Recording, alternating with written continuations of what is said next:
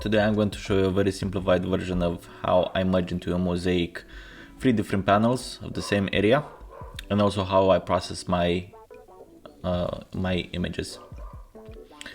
As I said, this is a very simplified version. Some of you might want to do more work on them, but this is the way I've always done it, and I feel that it yields very good results.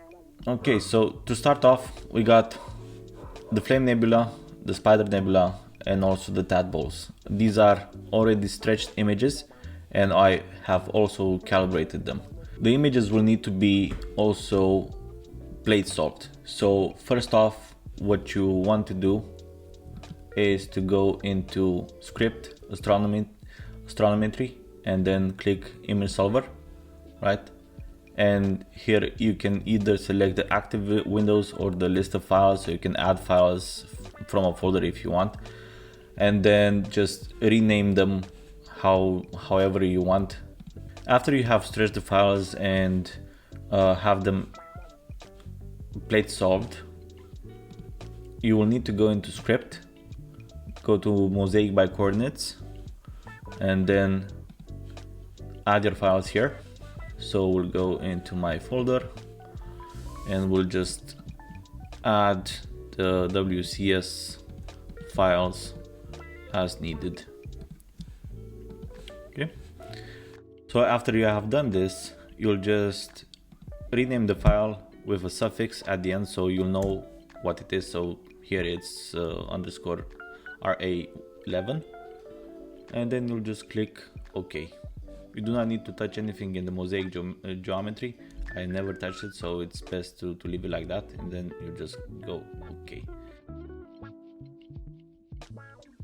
Okay, so now that is done, and we can see our images here. So underscore RA11. Okay, so that's fine. We can close these off. We do not need them anymore. And now we'll just go into processes and find gradient merge mosaic. So we'll click this. We can add the files here. So let's add the ones that we just created and just click open. And we do not need to change this. So type of combination average, I'll just leave it like that. If you find any weird stuff, you can go and change to overlay and fiddle a bit with these, but I found it that it works good like that, so I'll just leave it like this. And now PixInsight will just merge everything together into a large panel.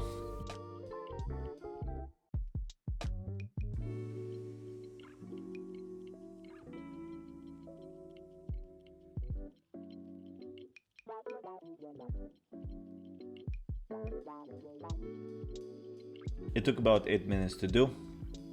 If you have more panels, it will take, of course, longer. So about 2 minutes to merge everything together. Okay, so let's close the process console out. All right.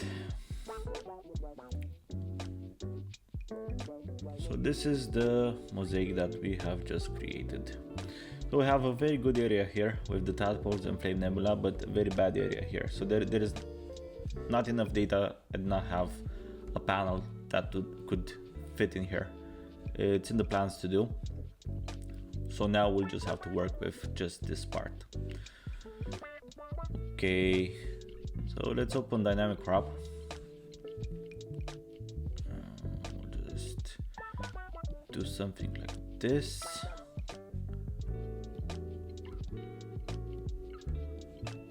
Okay, and then we'll just rotate it a bit.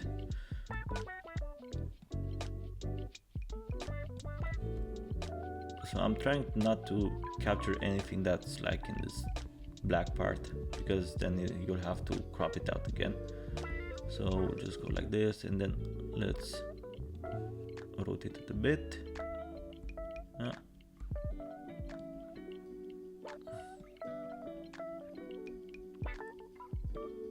So I think looks quite okay.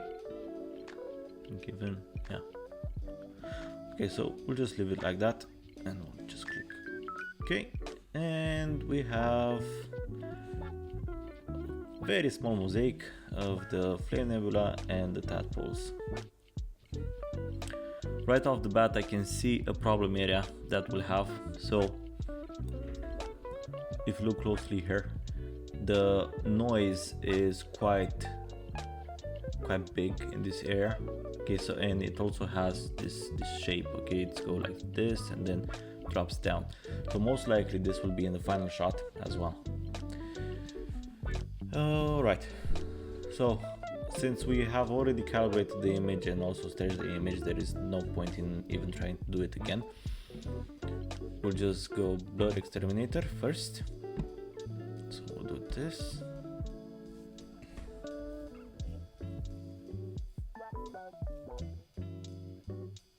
Okay, let's wait for it to do its magic.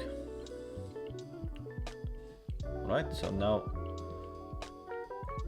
the stars are a bit smaller, but in the same time the noise level here increased quite a lot.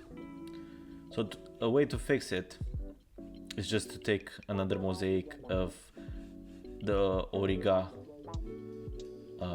stars here, so you could have more data in this part, and then you'll not have this problem. But yeah, it is what it is at this moment, so we'll have just to work with it. Then let's do some noise exterminator as well. So here we have version 3 of noise exterminator, and I really love this version. I mean, like, it works very well. We could do several iterations, but yeah, just leave it at 2. It should work very well. So let's go.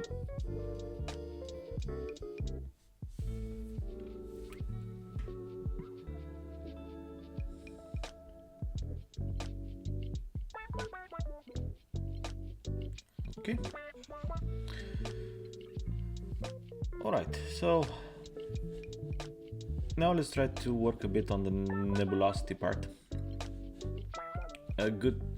You could try from curves straight away, but that will ultimately change a lot in the colors of the stars that you have in your final shot. So it's best to use star exterminator or something similar to that, just to remove the stars first and then work on the nebulosity itself. So let's apply this. So we'll generate star image and then unscreen the stars.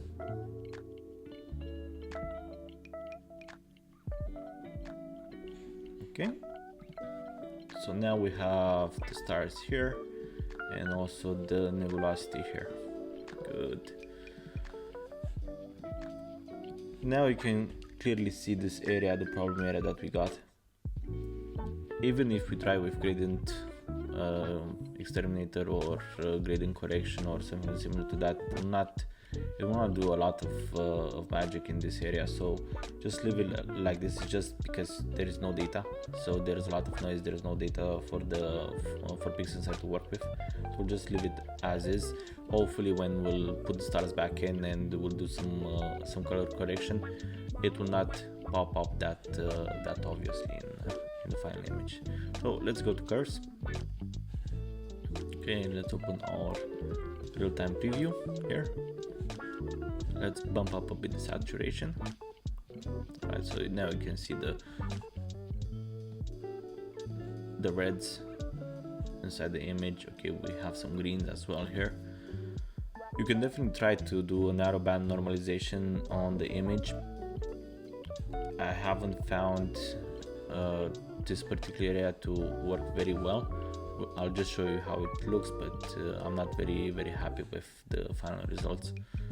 Okay, let's bump up a bit the exposure and contrast. Don't have to overdo it, because then you'll start burning out a lot of detail in the image. Okay.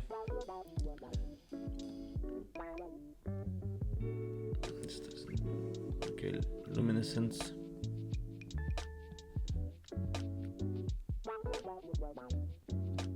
Okay. Leave it like that.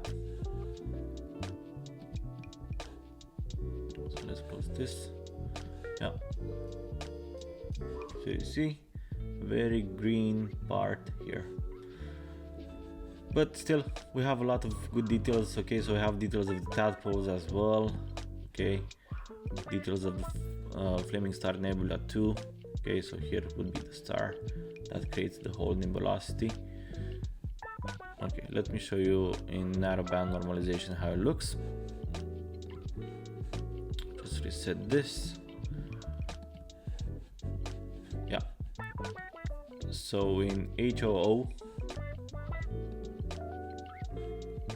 and then in HOS to my mind looks the best in this particular case, but the oxygen areas are quite green, so you'll have to work a bit to have it towards blue. If you use the HOO palette, you see it's now turned to blue, which is what would be more realistic, but then you'll have a lot to work with the actual nebulosity to get it back to the red from hydrogen. So this is basically how it looks in narrowband normalization, but as I said, it's best to leave it like this because there is not just enough data for the program to work very well on this. Okay, so we'll leave it like it is. Now let's put back the stars. So we'll just use these tools. So starless, then stars, and then rescreen anywhere, and boom, we have this final image. What I like to do after this is to load up the image in Lightroom. You can also use Photoshop or GIMP or whatever other software that you want, and then just get it into a version that you are pleased with. And yeah, this is how I did the mosaic of the Auriga constellation. And now please stay tuned to see my final image. Thank you for watching.